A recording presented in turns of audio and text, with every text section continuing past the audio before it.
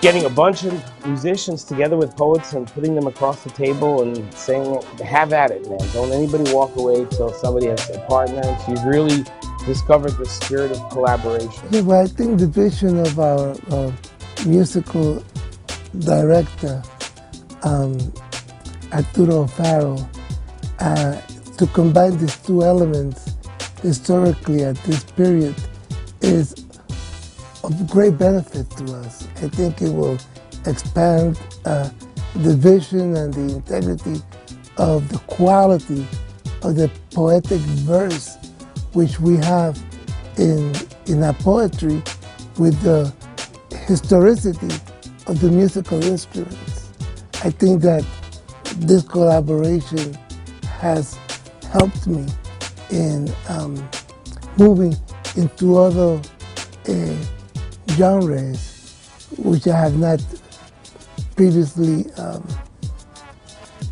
worked on. Just working with such a young composer, that really means a lot for us because it's bringing together all the world, all the generations on stage. It's not just a hip-hop show, it's not just a Latin jazz show, it's all the generations that you've seen, and that's what the New Rican represents.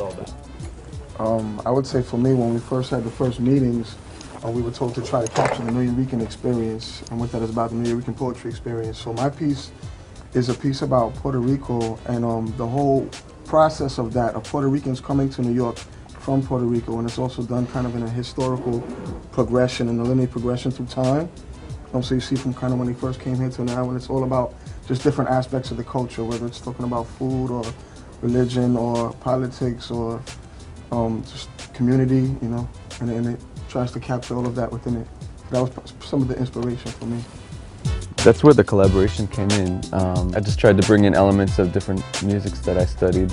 I've always been a big fan of Afro-Latin music. And looking out the window one day and watching the superintendent of the building shoveling snow, and I decided to write everything that Latinos do in this country as far as work. You know, titles from porter mopping the floors to Wall Street executive. You know, and all the things that we do as Latino, and I started to just make a long list. I must have 4 pages or more of job titles, you know, and so now I talked to Mariposa, you know, one of the greatest poets in the world, and I said, Mariposa, listen to this, and she says, metaphors and similes. And I started to do that, and I went in the studio and recorded it, and the whole idea was to bring out to the world through this poem what we do as Latinos, and the fact that out of every 6 Americans, 1 of us is Latino. About how life gives birth to our music and our art, and not the other way around. When we get it the other way around, it's a little bit, I know in the beginning, I think as a young artist, when you're young and you're writing and you're playing and you're out there in the field of music, you forget it becomes about that. And all of a sudden, as time goes on, I think one of the beautiful things that we see, the multi-generational thing, not only in Latino culture, but as human beings.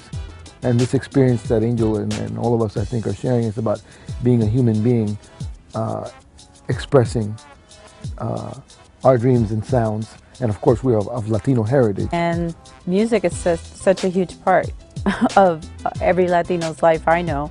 I mean, when I was growing up, if we were cleaning the house, my mother had cleaning music that we were gonna clean the house to bomba in plena, and that was the only way I would be forced to wash dishes or do anything. But it's going to be an amazing palette of different rhythms and flavors and sounds, and we have a great DJ Logic's coming to play with us. We have great guest artists, we have dancers.